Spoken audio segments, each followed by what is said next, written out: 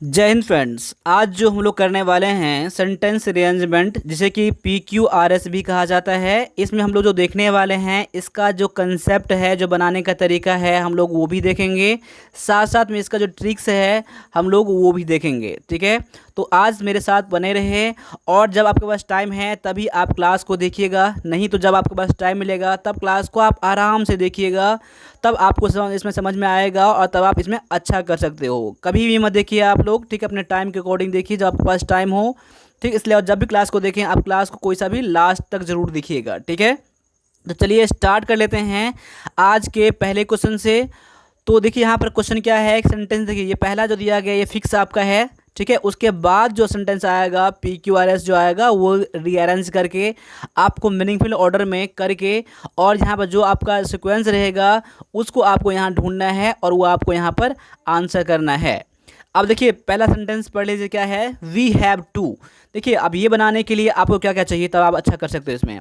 सबसे पहले इसमें चाहिए आपको ग्रामर चाहिए। आपको ग्रामर में ये होता है कि इसका जो रूल होता है, जैसे टू के बाद क्या आता है, इन्फिनेटिव है, क्या है लगेगा, या फिर आपका जो कुछ प्रीपोजिशन आता है वो हेल्प करेगा। इसमें कंजक्शन काम करेगा, और सबसे ज़्यादा इसमें जो काम करेगा आपका, ये करेगा आपका लॉजिक काम करेगा आपका। देखिए लॉजिक तभी काम करेगा आपका जब इस पर आप लोग प्रैक्टिस करेंगे। ठीक है, प्रैक्टिस करने के बाद ही आपको अलग अलग तरीका पता चलेगा आपको, और बनाएंगे तभी आपको पता चलेगा कि इसमें क्या है इसमें।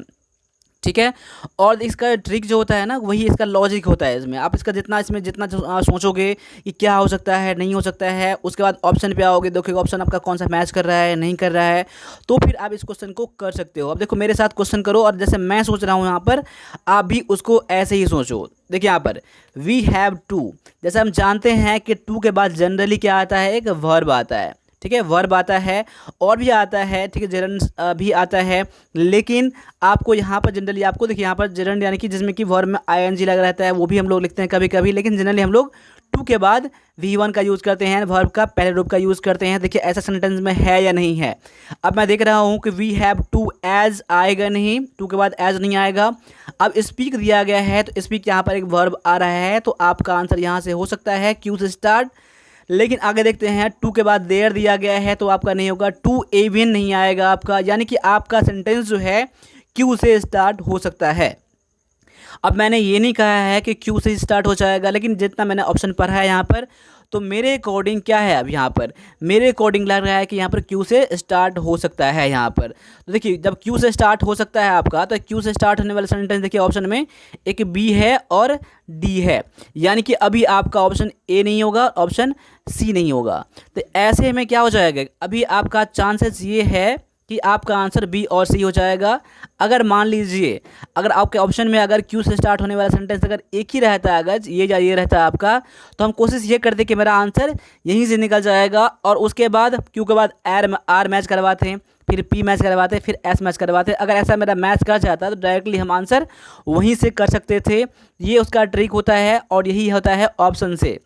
देखिए इसमें ऑप्शन आपको बहुत ज़्यादा आपको हेल्प करने वाला है। ठीक है, ऑप्शन जितने सारे हैं ना वो बहुत ज़्यादा आपको हेल्प करने वाला है। अभी इसको देख लीजिए कैसे। देखिए मैंने क्या कहा, we have to speak the truth, लग रहा है कि मेरा आंसर क्यू से स्टार्ट हो सकता है। अब क्यू के बाद क्या ले, क्यू के बाद आपको डायरेक्टली पढ़ के लीजिए या फिर ऑप्शन से लीजिए। तो क्यू के बाद यहाँ क्या दिया गया है, यहाँ पर आर दिया गया है और पी दिया गया है, यानी कि अगर आपका सेंटेंस क्यू से स्टार्ट होगा तो उसके बाद आर होगा या फिर पी होगा।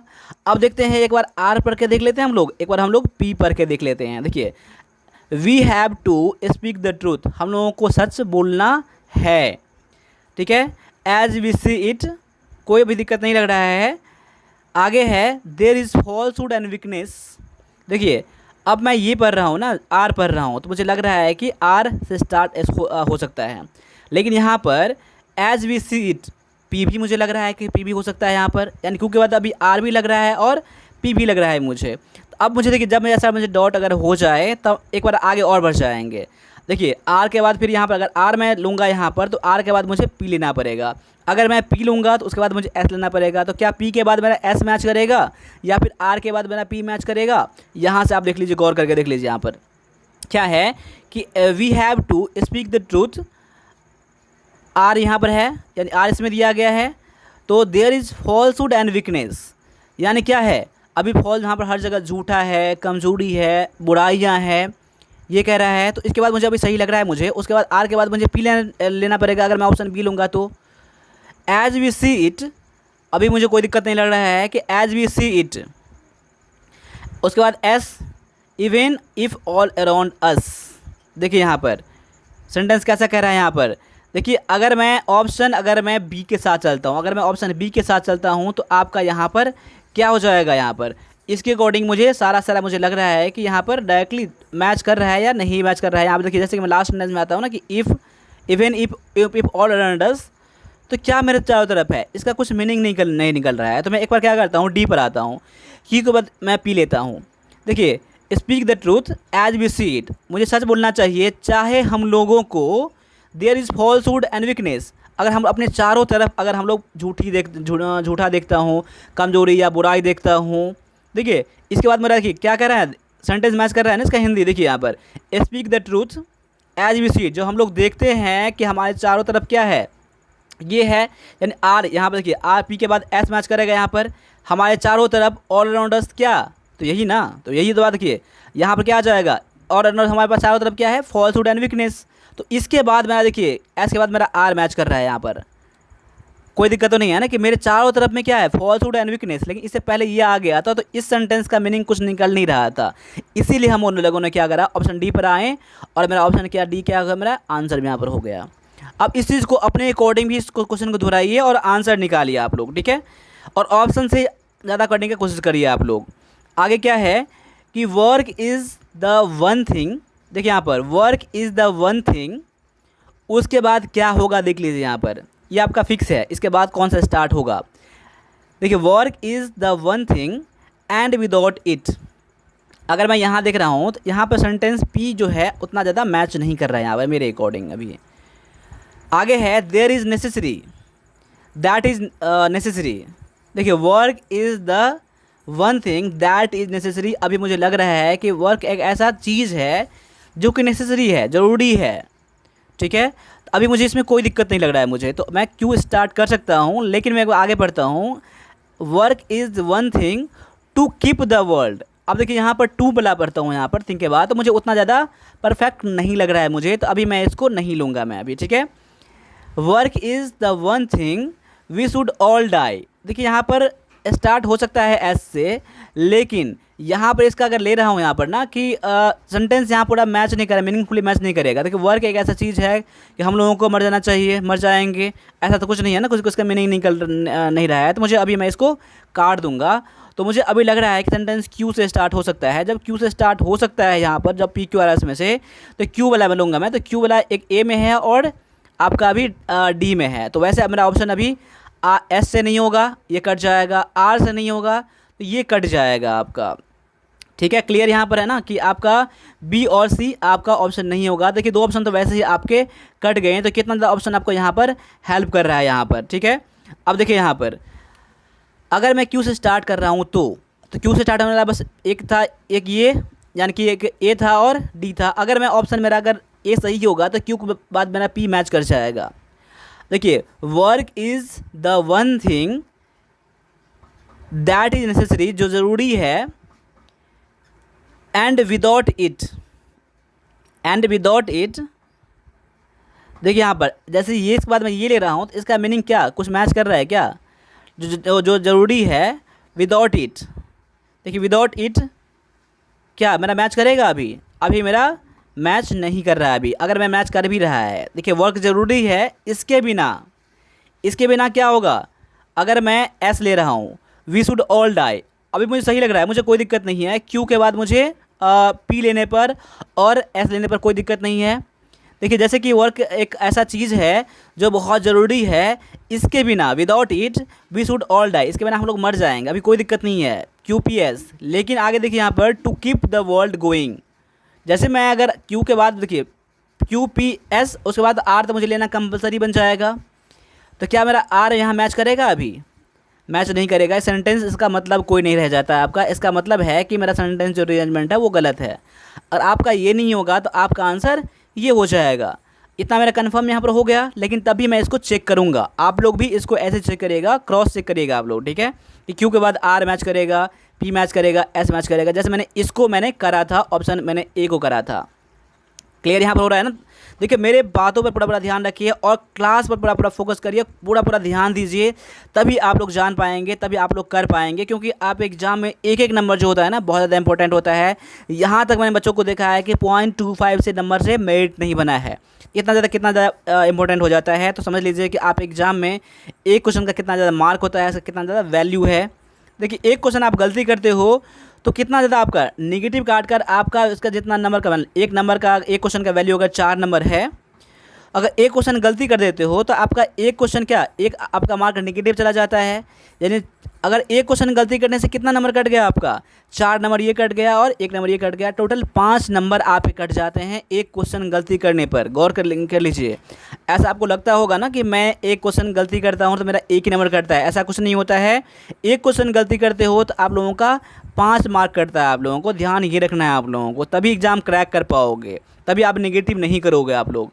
देखिए यहाँ पर अब आगे क्या करा क्वेश्चन पर ये यहाँ पर क्या है कि work is the one thing, Q के बाद आर, देखिए क्यू दैट इज नेसेसरी, उसके बाद R that is necessary to keep the world going. अगर मैं क्यू के बाद आर ले रहा हूँ तो मुझे कोई दिक्कत यहाँ पर नहीं लग रहा है। एक वर्क ऐसा चीज़ है बहुत ज़रूरी है, तो इसको क्या करना चाहिए, इससे हमारा दुनिया चलता है, इससे लोगों का दुनिया चलता है। ऐसा इस ये चीज़ नहीं होगा तो क्या होगा, एंड विदाउट इट, मतलब ऐसा वर्क चीज़ है जिससे दुनिया चलता है। कीप द वर्ल्ड गोइंग, जो दुनिया चल रहा है। And without it we should all die, और इसके बिना हम लोग मर जाएंगे। तो देखिए यहाँ पर आर के बाद पी, उसके बाद एस मैच कर गया पूरा पूरा, तो आपका आंसर यहाँ पर ऑप्शन डी कन्फर्म हो गया। तो आपका आंसर बिल्कुल यहाँ पर डी है। देखिए क्वेश्चन करने का तरीका ये होता है। अभी मैं यहाँ समझा रहा हूँ आप लोगों को तो टाइम लग रहा है, लेकिन आप ये भी एहसास करिए जब आपको पता रहेगा तो आपको कितना टाइम लगेगा, आपको कोई देर टाइम नहीं लगेगा आपको, ठीक है। इतना ज़्यादा बहुत ज़रूरी है आप लोगों को एग्ज़ाम पास करना चाहते हो तो। देखिए कोई एग्ज़ाम जो है कोई आसान नहीं है, कंपटीशन हर जगह है, लाखों बच्चे बैठते हैं। और आपका एग्ज़ाम जब भी होने वाला है, अभी ऑल इंडिया होने वाला है, तो समझ सकते हैं। तो ये जो आपका चैनल है ना, आप लोगों के लिए बहुत ज़्यादा वरदान साबित होगा। तो इस चैनल पर जो भी कंटेंट आ रहे हैं उस कंटेंट को आप लोग 100% करके चलिए। आपके पास जो बुक है उस बुक को ज़रूर करिए, जो चैनल पढ़ रहे हैं, जो टीचर पढ़ रहे हैं पढ़ते रहिए, लेकिन आपका ये चैनल पर इसको छोड़िए नहीं। आप लोग खुद जानते होंगे कितना ज़्यादा वैल्यू ऐड करता है। और देखिए एक टीचर बार बार बदलने से कुछ नहीं होगा, एक टीचर पर भरोसा करके एक टीचर बढ़िया समझ लीजिए ये टीचर मेरे लिए काम का है, उससे पढ़िए आप लोग, ये आपको सक्सेस करवा देगा। एक दो बुक पर भरोसा कर लीजिए, बहुत सारा बुक मत खरीदिए, आप बहुत ज़्यादा बुक खरीदने की ज़रूरत नहीं है। एक बुक पढ़िए और बढ़िया से पढ़िए, उसको ख़त्म करिए आप लोग। इसीलिए मैं बोलता हूँ कि इस चैनल पर जो भी आ रहा है कंटेंट उसको आप ज़रूर स्टडी करिए, आप लोग पढ़िए इसको। साथ साथ में आर्मी क्लर्क में कंप्लीट इंग्लिश करने के लिए जो मेरा कोर्स है ना, मैं डायरेक्टली अभी आर्मी क्लर्क के लिए पढ़ा रहा हूँ, कोई इसमें और एग्जाम मैंने मैच नहीं कराया है। इसलिए क्लास को ज्वाइन करना आप लोग ज़रूरी है। आप लोगों को लोग क्लास ज़रूर आप लोग ज्वाइन कर लेना आप लोग, ठीक है। चलिए आगे आ जाइए। इट वाज, अब देखिए यहाँ पर it was in keeping with my mood a soft summer evening as I walk sedately in the direction of new house. देखिए यहाँ पर सेंटेंस एक तरह से क्या है, उसका मूड क्या है, मुंह बनाए हुए शाम के टाइम में अपने घर की तरफ जा रहा है। और सैडिटली मतलब क्या होता है, धीरे से जा रहा है। मैंने आपको एक हिंदी का एक ओवरव्यू यहाँ पर दे दिया, पूरा एग्जैक्ट नहीं बताया आपको, तो ताकि आपको इतना पता चलने से आप लोगों को पता चल जाएगा कि सेंटेंस कौन कौन सा कैसे कैसे रीअरेंज करना है आप लोगों को। अब देखिए यहाँ पर इट वाज, इट के बाद क्या आ जाएगा, it was in keeping with my mood आएगा। अभी मुझे लग रहा है कि अभी मेरा यहाँ से स्टार्ट नहीं होगा। It was soft summer evening, ये सेंटेंस मुझे लग रहा है क्यू से आपका स्टार्ट यहाँ पर फिर से हो सकता है। It was as I walk sedately, अभी मुझे लग रहा है कि अभी आपका परफेक्ट नहीं बैठ रहा है आपका, तो अभी आपका ये भी मैं छोड़ देता हूँ, ठीक है।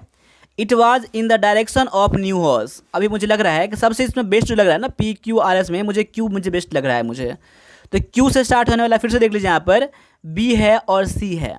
देखिए आप देखिए अभी मैंने 3 क्वेश्चन में करा रहा हूँ और तीनों क्यू से स्टार्ट हो रहा है। तो आप लोग भी एग्जाम में ऐसा मत करिएगा क्यू से ज़्यादातर क्वेश्चन स्टार्ट होता है, ऐसा कुछ नहीं है। ये आपका क्या है, एक इत्तेफाक है, आपका कोइंसिडेंस आपका यहाँ पर है जो आपका क्यू मैच कर रहा है आपका, ठीक है। ऐसा कभी मत मानिएगा कि सेंटेंस क्यू से स्टार्ट होता है, ठीक है। आप लोग कई बच्चे यहाँ मान लेंगे क्यू से सेंटेंस स्टार्ट होता है, ऐसा कुछ नहीं है। क्वेश्चन ही ऐसा है, आपके सामने में आ गया है। It was a soft summer evening, देखिए गौर करिए यहाँ पर, it was soft summer evening, कोई दिक्कत नहीं है। क्यू के बाद मेरा आर लूँगा या फिर मैं पी लूँगा यहाँ पर। अगर मैं क्यू के बाद मैं पी लेता हूँ मैं आपको, ठीक है। यहाँ पर अभी SIM evening in keeping with my mood, मतलब मूड को क्या मतलब गिराए हुए, मन खसाए हुए। उसके बाद आर है as I walk suddenly in the direction of new house. अभी मुझे कोई दिक्कत नहीं लग रहा है कि देखिए इट वाज, देखिए शाम का टाइम था और समर का टाइम था, अच्छा मौसम था वहाँ पर, और ये अपना मुंह गिराए हुए, मुंह बनाए हुए, ठीक है, मूड बनाए हुए। एज आई वॉकड, एज अपने वह क्या क्या कर रहा था, वो अपने घर की तरफ वो जा रहा था, वॉक डायरेक्टली घर की तरफ जा रहा था। अभी मुझे कोई दिक्कत नहीं लग रहा है मुझे अभी। ऑप्शन बी में मुझे कोई दिक्कत नहीं लग रहा है मुझे अभी। मैं एक बार सी में मैं चेक कर लेता हूँ एक बार, आप सी में क्या कह रहा है। देखिए माफ़ कीजिएगा, यहाँ पर मैंने देखिए गलती मैंने बता दिया आपको। देखिए सेंटेंस मैंने ये वाला देख लिया था मैंने, देखिए इस क्यू के बाद मैंने पी देख लिया था। क्यू के बाद पी तो ऑप्शन सी में है यहाँ पर ना। उसके बाद मैंने आर और एस कर दिया था मैंने, ठीक है। अभी देखिए यहाँ पर मैं ऑप्शन बी पे मैंने नहीं, अगर मैं ऑप्शन मैंने सी पढ़ दिया था आपको, देखिए सी अभी मुझे लग रहा है सही है। देखिए मैंने ऑप्शन बी इसको बी समझ लिया था, ऑप्शन मेरा अभी सी लग रहा है मेरा, ठीक है। अगर मैं ऑप्शन बी को मैं चेक कर लेता हूँ, क्यू के बाद R, as it was a soft summer evening, as I walk suddenly, as I walk suddenly. उसके बाद क्या है, P suddenly in keeping my mood in the direction of.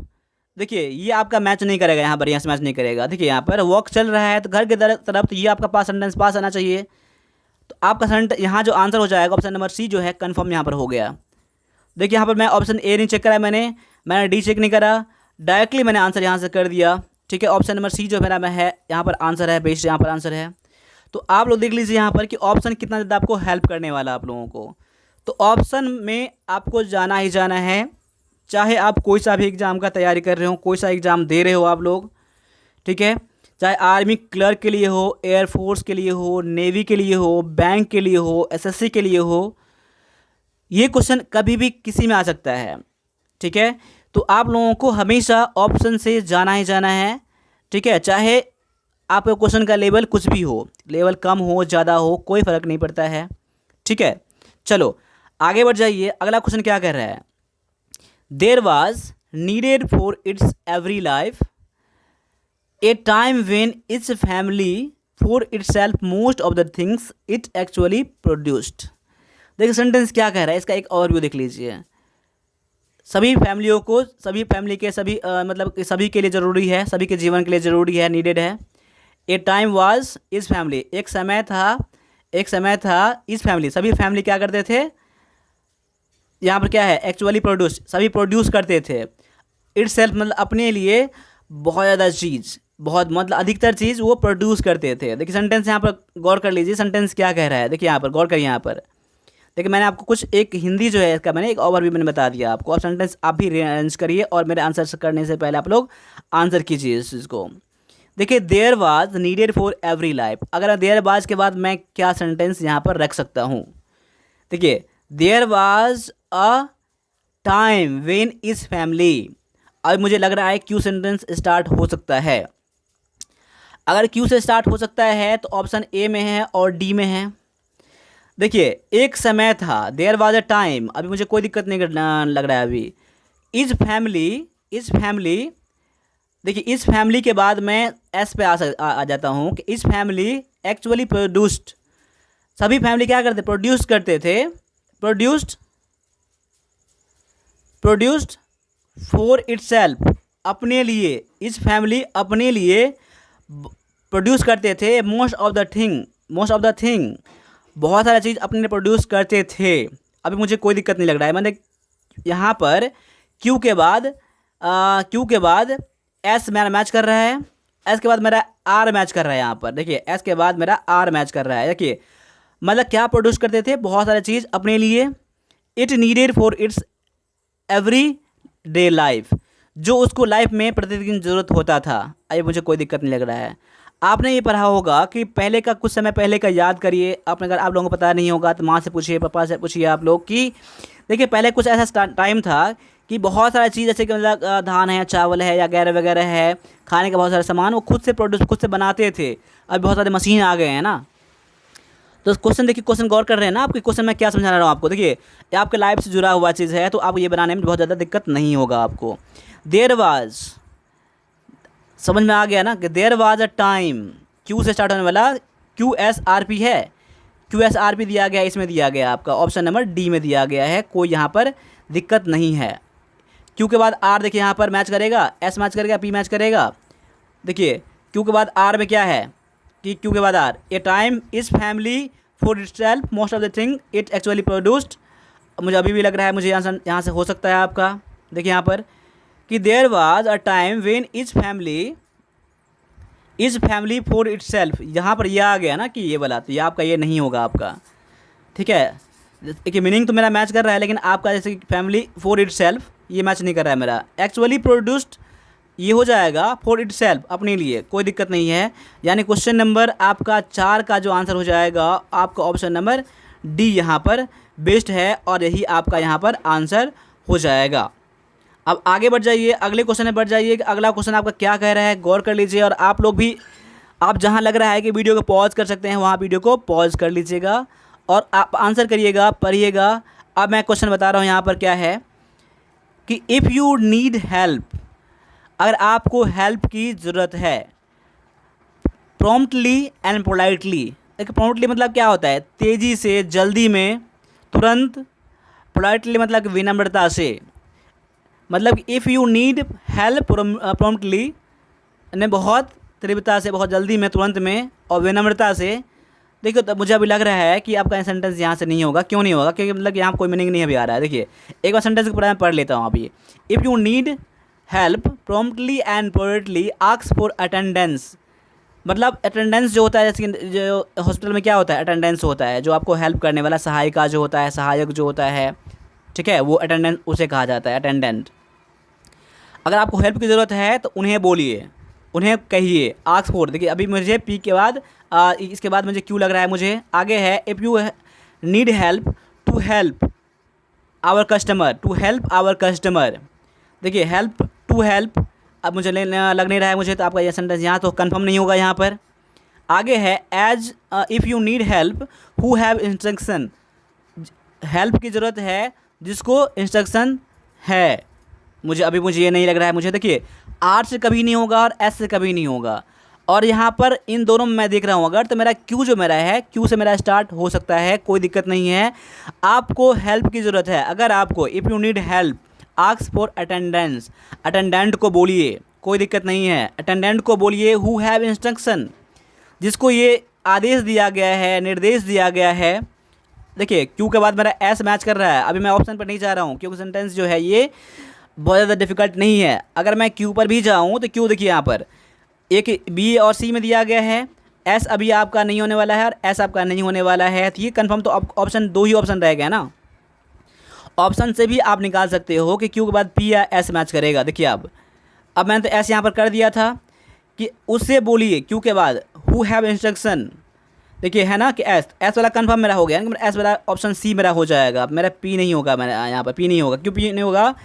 Attendance को बोलिए क्या है, प्रॉम्प्टली एंड पोलाइटली, मेरा नहीं होगा यहाँ पर। यानी कि उसको बोलिए जिसको इंस्ट्रक्शन दिया गया है, किसको, अटेंडेंस के लिए यहाँ पर हु आया है, हु अटेंडेंस हु, जिसको इंस्ट्रक्शन है to help our customer, customer को हेल्प करने के लिए, किसको है यहाँ पर आदेश, निर्देश, अटेंडेंस को। तो क्यू के बाद मेरा आर मैच कर रहा है, जो कि आर इसमें दिया गया है आपका सी में, ठीक। उसके बाद पी है जो कि आपका उसको तुरंत काम करेगा आपका, और विनम्रता से काम करेगा, विनम्रता से काम करेगा आपका, हेल्प करेगा आपका, कोई दिक्कत नहीं है यहाँ पर सेंटेंस में पी में।